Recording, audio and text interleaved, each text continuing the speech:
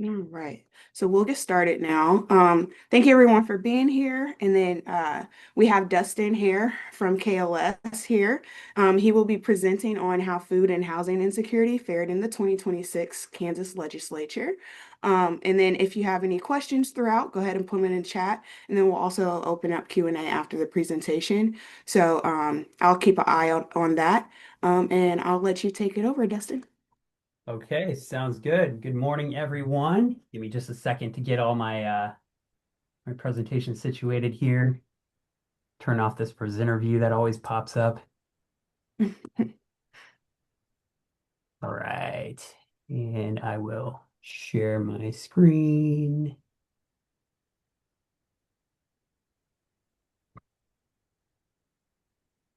All right. Can folks see that? Perfect. Perfect. Yes.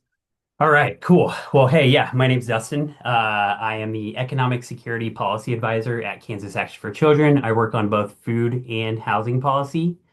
I want to thank the Kansas Statewide Homeless Coalition for inviting us today to talk about what we saw during the legislature this year.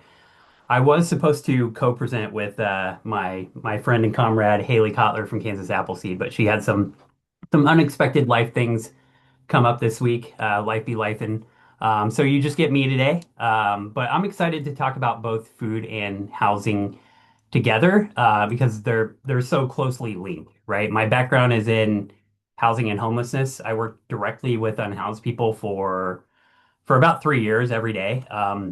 And probably the most frequent thing I would hear from folks is, "Hey, can you help us out with any food today?" So it's through working with unhoused people that food insecurity really came on my radar. Um, and at the end of the day, food and housing they come from the same household budget, and folks will often sacrifice one to pay for the other.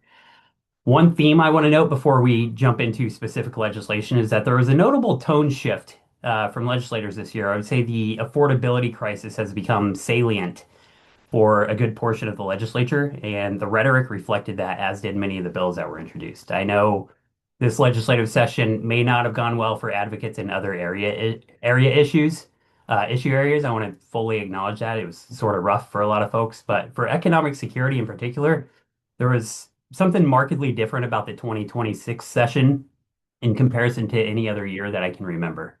And with that, let's take a look at how housing policy fared this year. Here you can see some of that rhetorical shift that I'm talking about. We've had a bipartisan coalition form over the past couple of years, facilitated in large part by the Kansas Housing Advocacy Network. Many of you on this call are probably familiar with that.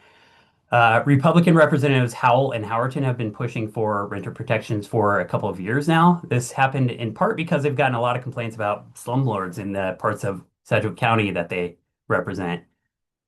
This year, they were joined by another Republican, Senator Doug Shane, after a large apartment complex was condemned in his district in Gardner. Republican Representatives Essex and Tarwater co-introduced a couple bills, and Democrats joined the party as well. Representative Reese Shue and Senator Diana Sykes, both from Johnson County, uh, joined the CAN coalition for the 2026 session and introduced bills of their own as well. Altogether, we saw about 20 bills introduced that attempted to address some of the issues that renters are facing. We also had three bad bills, which I'll talk about a bit too. But the number of good bills definitely outweighed the number of bad bills this year, which was pretty cool to see. So let's focus on the good stuff first. Not only were good bills introduced, but because of the coalitional work that's happened over the past couple of years, we managed to get hearings on five good tenant protection bills this year, which was wholly unimaginable in previous years. HB 2768 would require landlords to accept partial payments for rent. Many online rent payment systems only have the option to pay in full, but there are plenty of times when renters may need to pay only a portion at a given time. Like if someone's paying half the rent from their paycheck early in the month and the second half from their later paycheck, it can help folks with budgeting. Roommates splitting the rent. Maybe someone doesn't want to hand $500 or $600 over to their roommate and hope it gets to the landlord. They'd prefer to both pay the landlord themselves. Or someone getting assistance from a church or a nonprofit. nonprofits I've worked with cannot give money to their client. They have to pay the landlord if they want to help out. And oftentimes there's a max that they can pay, might be $500. So the nonprofit chips in 500 and the renter chips in the other 500. So lots of applications for partial payments. Unfortunately, the bill didn't make it across the line, but it did receive a hearing, and we'll keep pushing for some more action on it next year. SB 369. And by the way, if anybody has questions at any point in time, feel free to just jump in. SB 369 would cap late payments at 5% of the amount of rent. So if your rent is $1,000 per month, your late fee couldn't exceed $50. It would also require that any fees such as rent, deposits, pet deposits, utilities, trash fees, anything else must be discussed before an application fee is ever collected. Again, this received a hearing, didn't make it out of committee. HB 2634 would establish a statewide housing maintenance code. This would establish clear guidelines for landlords and tenants both to adhere to. We're one of the only states that doesn't already have a default code. Many cities across our state have adopted their own maintenance codes, but renters who don't live in one of those cities have no general maintenance standards that they can hold their landlord accountable to. So again, this got a hearing but didn't go any further. I think we might be able to do something on this one next year, though. SB 415 made it past the hearing phase and passed the full Senate with a vote of 37 to 3. It's pretty nuanced in what it would do, but essentially it would allow renters to sue a landlord for damages if their property is condemned.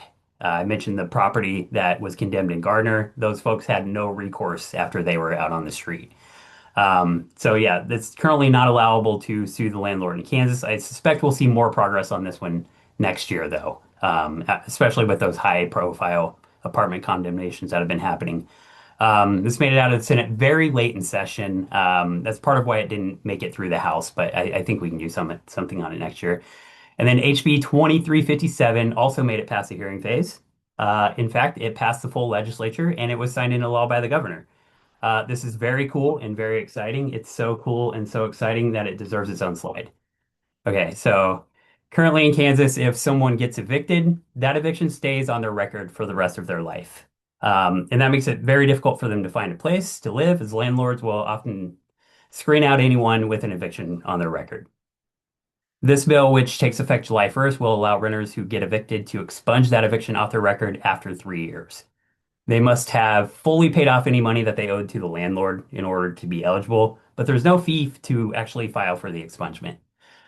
The bill also requires courts to consider mediation every time an eviction is filed. When Johnson County piloted their eviction mediation program back in 2023 and 2024, they found mediation to have a 73% success rate. So this will be very, very helpful in preventing evictions from occurring in the first place. And then if an eviction still does occur, there's an option for folks to expunge that off their record 3 years later. This is one of the strongest eviction expungement laws in the country. This bill was carried by Representatives Howell and Howerton, who I mentioned before, out of Sedgwick County, and they fought for it really hard over the course of 2 sessions. This was introduced in February of last year and received hearings and didn't quite get there last year, but they kept fighting for it this year, had countless conversations with every stakeholder you can imagine, and it passed with a near unanimous vote in both chambers. So it's really cool to see. We're working on how we're going to implement that now. And then, unfortunately, there was some bad legislation that made it across the finish line this year.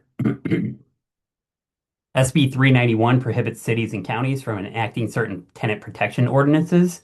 So I just talked about this cool tenant protection bill that passed the state legislature, and then the state legislature also passed a bill that makes it hard for cities and counties to pass bills that protect tenants. So it's kind of frustrating. But the specific types of prohibited ordinances include those that require landlords to accept various types of income, like Section 8 vouchers or housing choice vouchers, uh, ordinances that limit the amount of the security deposit that can be charged, ordinances that require the right of first refusal, meaning tenants would have the first opportunity to purchase their home if it's put up for sale, and ordinances restricting landlords' ability to perform credit checks or criminal background checks. For the opponents of SB 391, our main focus was the Section 8 piece, especially since Lawrence has already had an ordinance in place for about 4 years now. That's going to be nullified by this bill. So that's that one. HB 2378 quietly passed this year. It was introduced last year and passed the House, and then it stalled out in the Senate due to various concerns about the bill. But then suddenly this year it received a vote in the Senate committee pretty unexpectedly, and then it was on the Senate floor about a week later. The bill makes it easier for homeowners to remove unauthorized folks from their property. Instead of going through the formal eviction process, they can just submit a notarized affidavit to a law enforcement agency, and then law enforcement personnel will go remove the person or persons from the property. An additional concerning aspect of this bill is that there's no requirement for the law enforcement agency to actually verify whether or not the person being removed has a legal right to be there. They don't need to check to make sure there's a lease agreement or there's not a lease agreement or anything like that. So this provides a somewhat of a loophole for landlords to remove valid tenants without going through the courts, without going through the formal eviction process. The other bad bill we were watching would have made it a crime to camp in certain riverbeds across the state. The Kansas Statewide Homeless Coalition was actually very involved with this bill, so it may sound familiar to some folks on this call. The bill originated from a complaint about unhoused people camping in the Arkansas riverbed on the south side of Garden City. Testimony revealed that service providers were contacted after failed attempts to criminalize the folks who were camping there.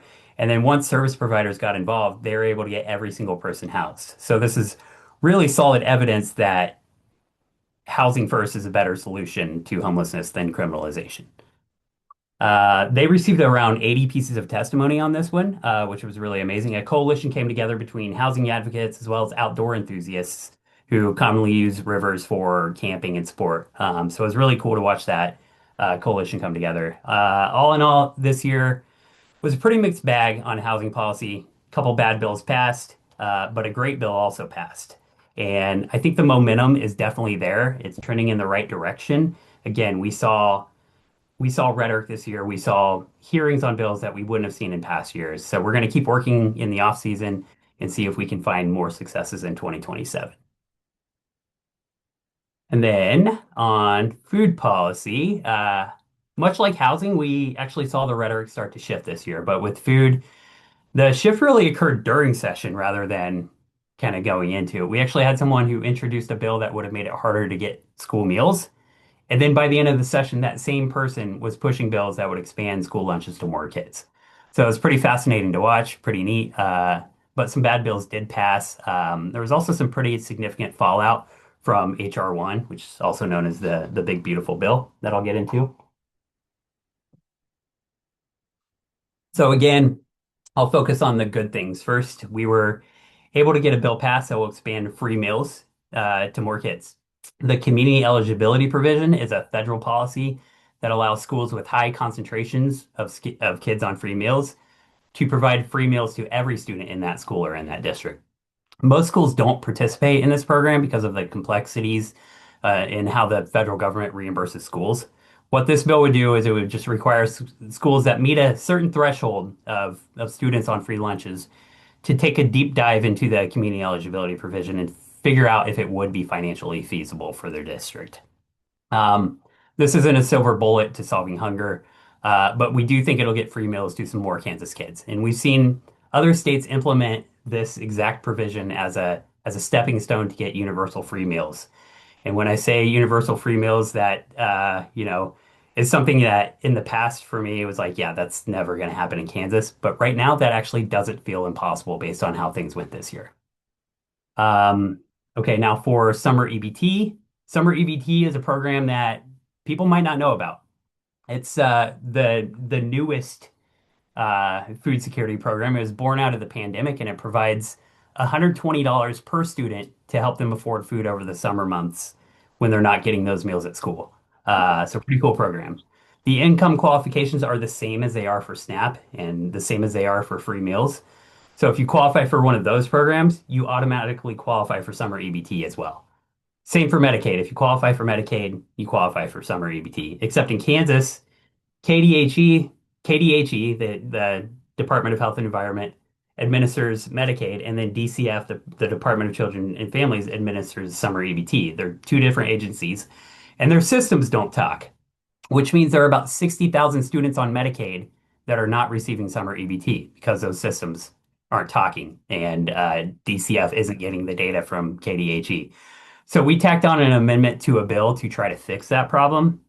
And we managed to get it through the House, but then the chair, or I'm sorry, we managed to get it through the Senate on a vote of 37 to 3, nearly unanimously. But then the chair of the House Welfare Reform Committee was successful in removing our amendment in committee. So it did not pass the House. And unfortunately, those 60,000 kids are not going to get their summer EBT funds this summer.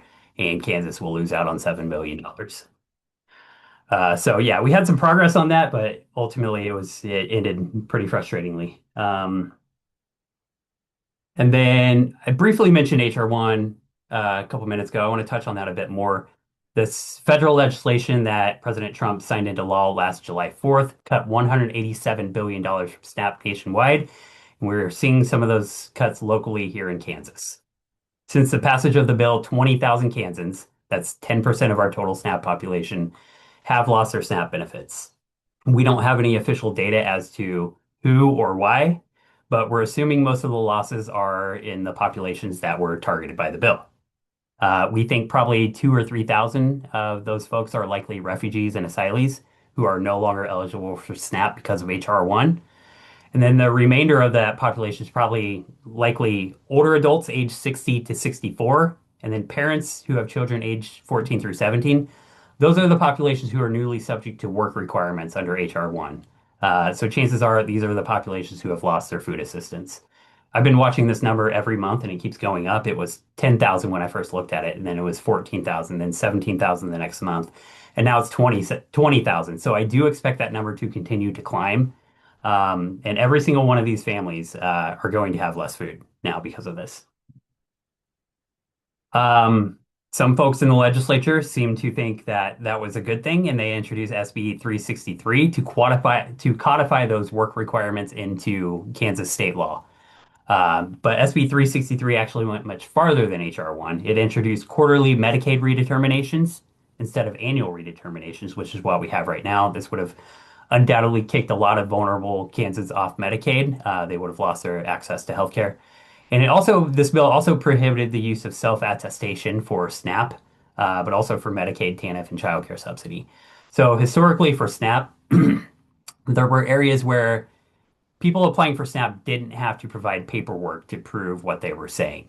Those areas were age, household composition, how many people live in your house, and then caretaker relative status. Household composition and caretaker relative status in particular can be a little tough to prove, especially for families who don't file taxes. And very low income families are less likely to file taxes than those with more income. And so if families are unable to provide proof that of household composition, caretaker status, or their age, they'll be disqualified for SNAP. And this bill did pass. We were able to get the quarterly Medicaid redeterminations removed from the bill, which is good. That was definitely the most harmful piece. But the work requirements and the self-attestation are still there, and we do anticipate some more Kansans losing their food assistance as a result of SB 363. And then lastly, I want to note a couple other bills that aren't on here, but I want to note real quickly that will affect our immigrant population. I already mentioned HR 1 takes SNAP as well as Medicaid eligibility away from refugees and asylees. So that's going to be harmful to many communities around Kansas. HB 2437 also passed the state legislature this year, and it requires state agencies to send quarterly reports to the Secretary of State with the names and addresses of non-citizens receiving public benefits. The stated idea here is to make sure that non-citizens aren't voting, but this is also going to have a chilling effect and cause non-citizens to self-select out of any public benefits that they may still be eligible for. Similarly, HB 2004 requires DCF and KDHE to send applicant data to the federal government. So if undocumented folks apply for SNAP and are denied because they're not eligible for SNAP, but they can still apply, they would show up in this data because they're applicants. And so that's going to have a chilling effect on folks applying. But it would also, they would show up in the data if their citizen children are enrolled in SNAP as well. So we're expecting more people to self-select out of SNAP because of these two bills as well, causing more children to go without the assistance they need to grow up happy and healthy. So that's pretty much what I have for you today. Again, there were some bad bills that passed, and we can't overlook that. But there were also some very notable shifts and rhetoric on both housing and food. And I think we're going to have a lot of opportunities to work behind the scenes in the interim throughout this year and then come back in 2027 and pass some more good bills. So if you want to be involved with that, definitely let me know and we'll get you pulled into the work.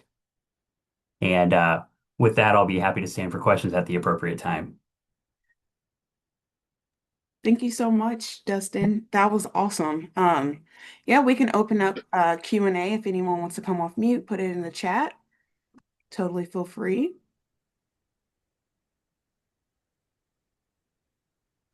I have a quick question about the bill that you stated an eviction could be expunged after 3 years. Yeah. When is that going to be effective? And will that be retroactively effective? Like, I have a lot of clients who have 4 or 5 evictions on their record. Do we know the process or functionally how it's going to work? Yeah, looking to see if Casey's on this call. He is not. Yeah, so that will be effective on July 1st. And it will be retroactive. So we're right now working, trying to get information from the courts. I don't think we're going to be able to get that information from the courts of how many people could potentially be affected by this. My guess is it's over 100,000, probably like 150,000 people in the state of Kansas have evictions on their record from 5 years ago, 10 years ago, 30 years ago, 50 years ago, right? We can't expunge all those records. Yes. As long as they don't still owe somebody any money, they can fill out the form and get the expungement. Right now, we're working with Kansas Legal Services and the Kansas Housing Assistant or Advocacy Network to try to figure out the implementation. What we're trying to get set up right now is an online portal basically where folks can go fill out the eviction form. Maybe we'll be able to even provide directions for them to make it as easy as possible to kind of sift through the legalese. Um, and there's one other element to it that is a tiny complicating factor, but not too big of a barrier. They do have to send a certified letter to the landlord that evicted them that they are applying for the expungement, and then that landlord can object if they still owe them. So that's something they'll have to do as well. But we are, like I said, we're working through the implementation. We're trying to set up that online system, make the form as straightforward as possible. We're hoping to hold expungement clinics. We're hoping to train service providers like yourself to be able to help those clients navigate that as well. I have a quick question. Yeah. Will that information be available on like a website where I mean, I made a note today, but I'd like to just see the information so that I have it for future reference. When you say the information, are you talking about just kind of what the bill entailed? Yeah, what the bill entails, and the process for the evictions, expungement. Yeah. Um, I think right now I don't have a great answer for you. We had a call yesterday where a whole bunch of us are trying to throw stuff together to do exactly what you're asking for. Hopefully you'll start seeing some communications around that. I know we want to do social media blasts. We want to do real media blasts as well, traditional media blasts. So hopefully that will just magically appear in front of you in the coming weeks. But I don't think I have anything for you today.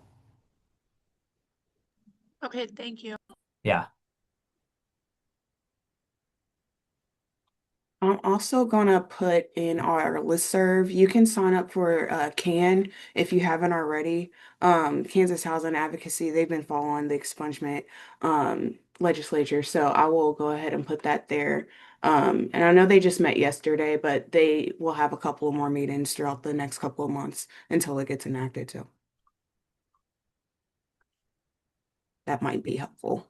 Yeah. If CAN is definitely going to be a reliable place where you'll be able to find that information 100% for sure. Alrighty, any other questions?